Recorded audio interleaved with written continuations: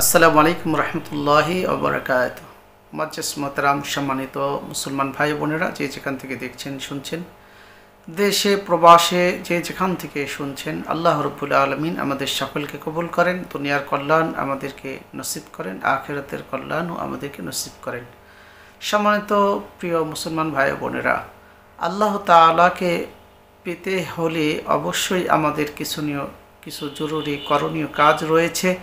যদি একটু কষ্ট করে আমরা এই কাজগুলো করতে পারি তাহলে আল্লাহ তাআলাকে পাওয়া খুবই সহজ হবে। তো আল্লাহ তাআলাকে পেতে হলে আমাদের সবচাইতে যেই বড় শত্রু রয়েছে সেটা হলো আমাদের নিজেদের সাথে থাকা নফস। আমরা শয়তানের উপরে ধারণা করি যে শয়তান তো আমাদেরকে পথভ্রষ্ট করার জন্য সর্বদা নিয়োজিত আছে। তো আমরা যদি আমাদের নফস শয়তানকে ঠিক করতে পারি তাহলে শয়তান অতটা আমাদেরকে পথভ্রষ্ট করতে পারবে না। তো নিজের মধ্যে থাকা শয়তানকে মানুষ করতে হবে আগে। তো তখনই সম্ভব যখন একটা মানুষকে আল্লাহ তাআলা পৃথিবীতে পাঠায়। তো পৃথিবীতে পাঠানোর জন্য তার রিজিক যা যা প্রয়োজন সব কিছু পৃথিবীতে আগেই পাঠিয়ে দেন। সুবহানাল্লাহ। সেই জন্য আমাদেরকে বুঝতে হবে যে আমাদের নবজাতক যেই সন্তানেরা পৃথিবীতে আগমন করবে, প্রত্যেকের সন্তানকে যদি আমরা সঠিকভাবে দিনচর্চায় নিয়োজিত রাখতে পারি, অর্থাৎ নফসের স্বভাব হলো গুনাহের দিকে নিয়ে যাওয়া। তো নবজাতক শিশু যখন পৃথিবীতে আসে, অর্থাৎ যেই রুহটা শরীরের মধ্যে ঢুকে মায়েদের শরীরের মধ্যে প্রবেশ করে, তখন এই শরীর আর নফস আর রুহ মিলে মন, এই সব কিছু মিলে একটা মন হয়। তো এই মন খুবই সফট থাকে, নরম থাকে, কোমলমতি থাকে। তো তখন যদি আমরা আমাদের সন্তানদেরকে এই শিক্ষাটা দিতে পারি, অর্থাৎ রুহের যে সিফত নিয়ে এসেছে, তো আল্লাহ তাআলা এহসান করেছেন, মায়া করে আল্লাহ তাআলার পক্ষ থেকে যে এহসান বান্দার উপরে করেছে, আর এই এহসান অর্থাৎ রুহের উপরে দয়া করেছেন। কেন? যে রুহকে আল্লাহ তাআলার সিফতি গুণাগুণ দিয়ে পৃথিবীতে প্রেরণ করেন। সুবহানাল্লাহ। তো কি কি সিফত? তো রুহের সিফত আছে। তো এই জন্য আল্লাহর আশিক বান্দারা সহজ করে দিয়েছেন। আল্লাহ তাআলার আশিক বান্দারা বলেছেন, সিফাতে নফস শাহওয়াতহা গুজিদান, সিফাতে দিল হামা তাআতরা করদান। আল্লাহর ওলিরা বলেছেন যে নফসের সিফত হলো গুনাহের দিকে আকৃষ্ট করা, এটাই নফসের সিফত। আর রুহের সিফত হলো, দিলের সিফত হলো আল্লাহ তাআলা যে সিফত দিয়েই মানুষকে দয়া করে মায়া করে পাঠিয়েছেন এবং কিছু গুণাগুণ দিয়ে পাঠিয়েছেন। তো যখন ওই রুহটা কিছু গুণাগুণ নিয়ে আসে, কি গুণাগুণ নিয়ে আসে এটা আগে জেনে নেই।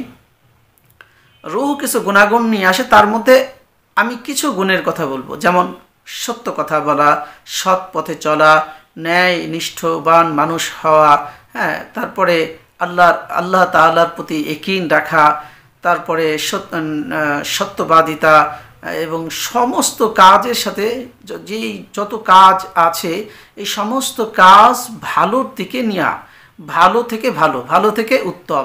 তো এই কাজগুলো, এই সিফতগুলো রুহের মধ্যে আছে। প্রত্যেক কাজ শুরু করার আগে সত্য থাকতে হবে, অন্ধকার রুহের মধ্যে একেবারেই নেই। সেজন্য যেই রুহকে আল্লাহ তাআলার সিফত, অর্থাৎ আল্লাহ তাআলার যে সিফত, যেমন ক্ষমা, দয়া, মহব্বত, হক বিচার করা, বিচার কাজ, যত কাজ বান্দার জন্য পৃথিবীতে রয়েছে, তো 100 সিফত আমরা জানি আল্লাহ তাআলার। তো আমরা দেখে নেব যে 100 সিফতগুলো কি আছে। যেমন নিরাপত্তা, আল মুমিন অর্থ হলো নিরাপত্তা দেয়া। তো আল মুমিন শব্দর অর্থ যে নিরাপত্তা দেওয়া, এই নিরাপত্তা কেমন? এই প্রত্যেকটা সিফতই যেই চরিত্র সেটা মানুষের মধ্যে ওই রুহের মধ্যে দেয়া আছে। এই জন্য নবীজি বলেছেন যে তোমরা আল্লাহই চরিত্রিতে চরিত্রবান হও, আল্লাহর চরিত্রিতে চরিত্রবান হও। কেমন? যে আল্লাহ তাআলা যে সিফত আছে এই সিফতগুলো তো রুহের মধ্যে আছে। তো কচি যেই কোমলমতি শিশুরা আছে, এদেরকে যদি ছোটবেলা থেকেই যে নফসটা নিয়ে সে বের হয়েছে, তো ছোটবেলায় থেকে যদি যারা আমরা মুসলমান আছি, বিশ্বে এখন 200 কোটির উপরে মুসলমান, তারা যদি ছোটবেলা থেকেই এই পবিত্র রুহকে যে শিক্ষা আল্লাহ তাআলা দিয়েছেন, ওই শিক্ষাটা যদি এই নফস মায়ের পেটের থেকে নিয়ে বের হয়েছে, ছোটবেলা থেকে যদি এই রুহের শিক্ষাটা, আল্লাহ তাআলার দেওয়া শিক্ষাটা রুহ শিখেছে, তো কোরআন শরীফ দেখে দেখে যখন বুঝবে, শিখবে, তো ওই সিফত কোরআন এবং আল্লাহ তাআলা শেখানো দুইটার সাথে সমন্বয় হয়ে যাবে, মিলে যাবে।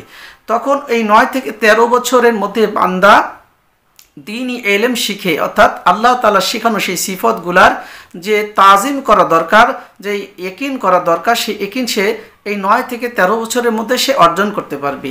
আর এই বাচ্চাটা, এই শিশুটা ছোটবেলা থেকেই আল্লাহ ওয়ালা হয়ে যাবে, সুবহানাল্লাহ। এমনকি সে যে আল্লাহ রসুল সাল্লাল্লাহু আলাইহি সাল্লাম যেই 4 গুণের উপরে কাজ করেছেন, এই 4 গুণ সে ছোটবেলা থেকেই পেয়ে যাবে। সুতরাং এই সন্তান আপনার জন্য বলেন কল্যাণকর হবে, আপনার বরকতের আর শেষ থাকবে না, বরকত আর বরকতময় হয়ে যাবে।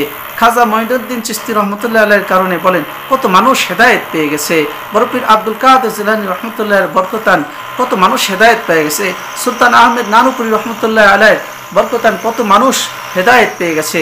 প্রত্যেক যুগেই কি, প্রত্যেক সময় মানুষ কি যুগে যুগে আসতেছে আর এরকম বরকত পেয়ে যেতেছে, সুবহানাল্লাহ। তা আসুন আমরা সকলেই আল্লাহর ওলি হয়ে যাই, আমরা সকলেই আল্লাহর সেই নিয়ামতের কথা স্মরণ করে আমরা আল্লাহ তাআলাকে পাবো ইনশাআল্লাহ যদি চেষ্টা করি।